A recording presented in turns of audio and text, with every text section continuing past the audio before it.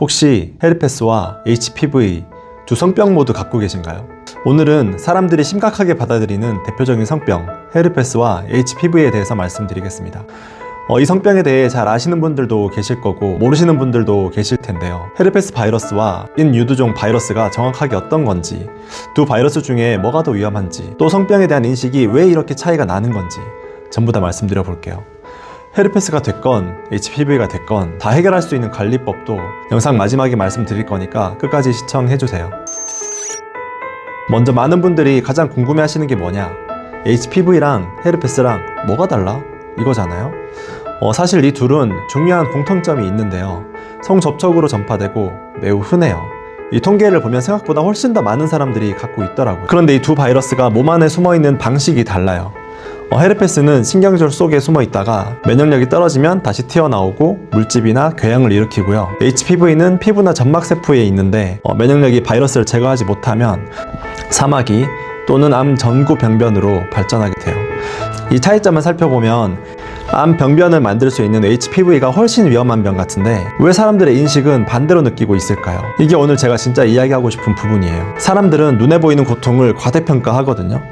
헤르페스는 재발하면 증상이 눈에 선명하게 드러나니까 더 무섭게 느껴지는 거예요. 또 눈에 보이니까 남들에게 들킬까봐 더 쉬쉬하게 되고 스스로 옴츠러들고 부정적인 생각으로 이어지고요. 이게 악순환처럼 굴러가는 거죠. 게다가 완치가 불가능하고 평생 재발할 수 있다는 인식이 공포를 더 극대화시키는 것 같아요. 반면 HPV는 어떤가요? 헤르페스와 달리 HPV는 눈앞에 드러나는 증상 자체가 미미해요. 남자 같은 경우엔 사마귀 같은 돌기가 외부에 보이긴 하지만 여성은 사마귀가 안쪽에 생기면 눈에 잘 보이지도 않고요.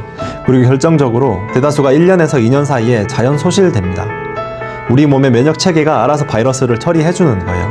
그래서 결과를 받아들일 때 둘 다 충격이긴 하겠지만 HPV가 그나마 공포감이 덜한 이유가 바로 여기에 있습니다. 하지만 HPV도 고위험군이라면 얘기가 달라져요.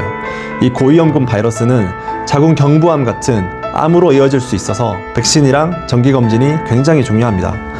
하지만 지금 당장은 체감이 안 되니까 헤르페스만큼 무섭게 안 느껴지는 거죠.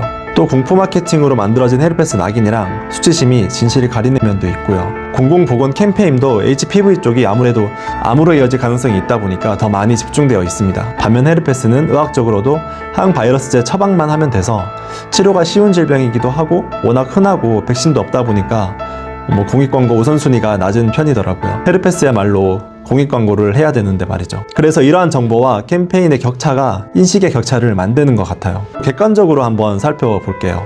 의사들이 생각하는 진짜 위험도는 무엇일까요? 먼저 헤르페스부터 보겠습니다.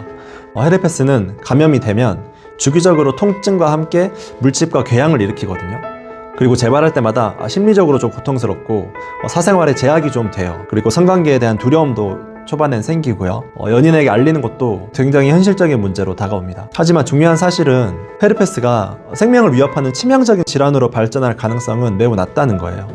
일반적으로 관리만 잘하면 시간이 지날수록 증상도 재발 주기도 점점 좋아집니다. 저 같은 경우엔 지금 재발 안 한 지 3년이 넘어가고 있어요.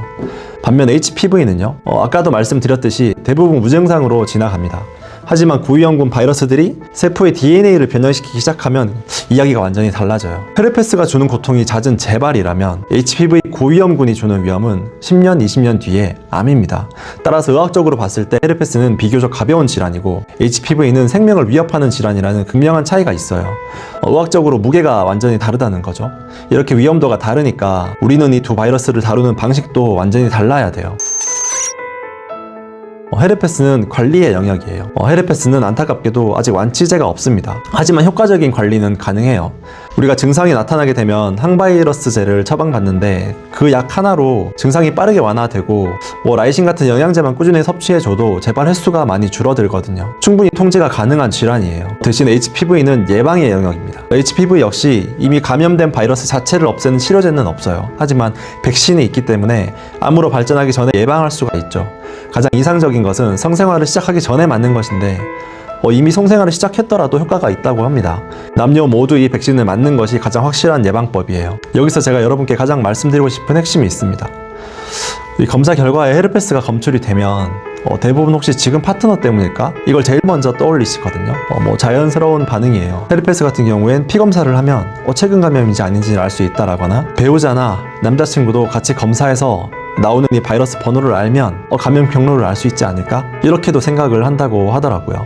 안타깝게도 이런 검사를 통해서 원인을 추적한다는 건 이거 사실 불가능에 가깝습니다. HPV든 헤르페스든 현재 이 바이러스가 검출되었다는 게 지금 파트너 때문일 수도 있지만 이미 갖고 있던 바이러스가 내 몸의 면역력이 약화돼서 지금 나타난 걸 수도 있어요. 그렇기 때문에 정확한 감염 원인을 밝히는 것은 사실상 불가능합니다. 괜히 감염 경로를 집착하고 애인을 탓하거나 스스로를 자책하기보다는 빨리 면역력을 높여서 바이러스가 다시 활동하지 못하도록 하는 것이 훨씬 더 중요해요. 그래서 우리 몸의 면역 체계를 관리하는 데 있어서 필수적인 성분 하나를 소개해 드리자면 바로 라이신입니다. 이 라이신이 헤르페스 영양제로 많이 알려져 있는데요. 이게 왜 그런 거냐면 바이러스가 증식을 할 때 아르기닌이라는 아미노산을 필요로 해요. 그런데 이 라이신이 그 자리를 차지해 버리는 거예요. 가짜 먹이가 되어서 바이러스가 힘을 못 쓰게 만드는 거죠. 동시에 콜라겐을 합성하는 데도 작용을 해서 점막이나 조직이 건강하게 재생되도록 도와주는 성분이라고 알려져 있어요. 그래서 질이나 자궁 경부 같은 점막 조직이 손상됐을 때 빠르게 회복하는 데도 라이신이 필요합니다. 제가 10년 동안 헤르페스를 관리를 해오면서 가장 크게 얻은 소득이 이 라이신에 대한 정보예요. 생활 패턴을 조절하고 몸에 필요한 영양을 잘 챙겨주면 우리 몸은 생각보다 정말 빠르게 회복합니다.